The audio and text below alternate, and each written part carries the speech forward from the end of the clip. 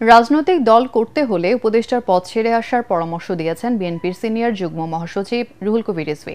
তিনি বলেন, সংস্কার চলমান প্রক্রিয়ার জন্য নির্বাচন আটকে রাখার সুযোগ নেই। জনগণের প্রত্যাশা পূরণে অন্তর্বর্তী সরকারকে দ্রুত নির্বাচনী রোডম্যাপ ঘোষণার আহ্বান জানান রিজভী। মুন্সিগঞ্জ জেলা বিএনপির নতুন দায়িত্ব পাওয়া নেতাদের নিয়ে দলের প্রতিষ্ঠাতা সাবেক রাষ্ট্রপতি জিয়াউর রহমানের সমাধিতে শ্রদ্ধা নিবেদন শেষে তিনি এসব কথা বলেন। শেখ হাসিনা ভারতে বসে আন্দোলন কর্মসূচির নামে উস্কানি দিচ্ছে অভিযোগ করে সবাইকে সতর্ক থাকার আহ্বান জানান রিজভী। বিএনপির এই মুখপাত্র বলেন, স্বৈরাচার শেখ হাসিনা মুক্ত নতুন বাংলাদেশে বিচার বহির্ভূত হত্যাকাণ্ড কোনোভাবেই মেনে নেওয়া হবে না। শেখ হাসিনা তার বর্বর শাসন ফিরে পাওয়ার জন্য মরিয়া। উনি আরেকটি পার্শ্ববর্তী দেশ থেকে আশ্রয় পাচ্ছেন।